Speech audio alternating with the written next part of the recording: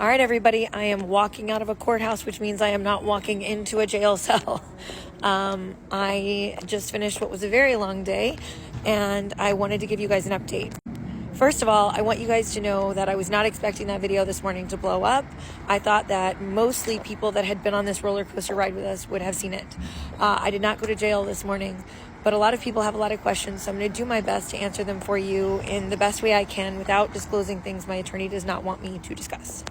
So for starters, today was a hearing on a show cause request for contempt of court, which means that a company in a civil matter requested that a judge incarcerated us for what they said was me violating an order of the court, which was not true. Essentially, the private equity firm that we've been fighting for the last year and a half, the same private equity firm that was found guilty of defaming me in an Arizona court to deny me legal representation and legal counsel in an effort to destroy the union I was president of, has requested that this court lock up my husband, who is a federal attorney, and apparently lock up me. Now, I don't really have a lot of ways I can explain it that are short, sweet, and to the point, but what I will tell you is that they own a business that teaches gymnastics. I teach baby music classes.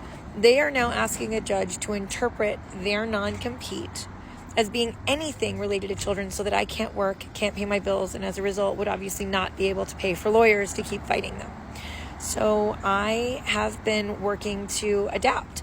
I don't teach gymnastics anymore. I started teaching baby music classes so that I could continue to fight and continue to work with kids and make a difference in the lives of children. And they are continuing to fight us. They've spent almost $9 million is the estimation we were given. And that is the estimation several lawyers have given us at this point. And they've not won a single penny, not one. They have a zero damages finding. And again, we won on proving that they defamed me to destroy the union that I was president of. In order to explain this, I have to go way back and help you understand that once upon a time in 2021, a small business franchise called The Little Gym had suffered greatly during COVID. And as a result of suffering during COVID, they were left susceptible to a hostile takeover by a company called Unleash Brands. They were backed by the Perot family's private equity arm, and then it was transferred to Seidler Private Equity. That's the same private equity firm that owns the Padres. Now, what happened after that was that they tried to force all of their small business owners to sign new contracts that would give them a lot more money, even though all of the small business franchisees, myself included, that owned the Little Gyms, had contracts that were good for as long as 9 or 10 additional years that offered us protections and made it so they couldn't charge us more.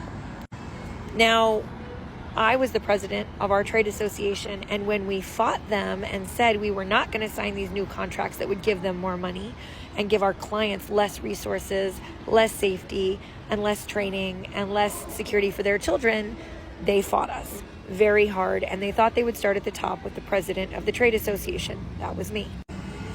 They filed lawsuits against me, terminated my small business, and have reigned what we've come to call unmitigated lawfare, which is legal warfare, to make an example out of me so that all of the small business franchisees would stop fighting them as well. Now, what I can tell you is that has not worked, okay? Small business franchisees in the hundreds have filed lawsuits against them for the exact same thing. And another company they acquired is suffering even more. Now, Premier Martial Arts, which is another company they acquired, has filed a class action lawsuit against them in Tennessee. Urban Air, one of the companies they own, their franchise association has filed a class action lawsuit against them, I think maybe in Chicago. I'm not sure what state. I think it was Chicago, and then maybe it moved to Texas. Leap of Faith Adventures is another company that ended up in a long, drawn-out litigation after they sued them, and that one ended up settling for, I think, $5 million. But I was the one they needed to stop fighting, and I haven't. Now, my case has been covered in the New York Times on the cover, in the New York Post, in Washingtonian Magazine, the Dallas Morning News, and dozens of other newspapers and publications all across the United States and internationally, because everybody has said I am probably the worst example of what private equity can do when they've decided that it's win at all costs, regardless of the outcome. And when you need to make an example out of somebody, starting with the president of the association or the union is a good way to do that. Today we had a judge that was good. She was fair. She was detail-oriented. She cared about the actual facts of the case, and she did not put me in jail. She read the order when their attorney lied and said that it was a deadline that was looming in April, so we had to do it today. She said, this looks like June 2025, so I don't know what you're reading. He was like, oh, yes, Your Honor, I suppose that's probably more accurate. And so everything was pushed back. Our next hearing is on February 9th. That gives me a month to continue to fundraise through our legal GoFundMe, which is up there at the bio, and to keep fighting and making a difference. Oh, one other thing is that the judge gave us permission to depose their chief legal officer.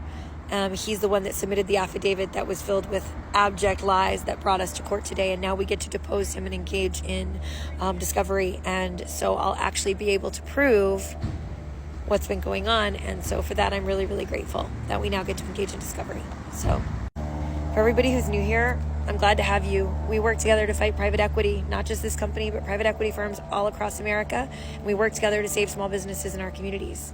And so I'm really glad you're here, and I'm grateful for the support, and I'm going to need it in the next month because I'm going to be back here on February 9th, apparently, and I'm going to continue to fight to make a difference in my community.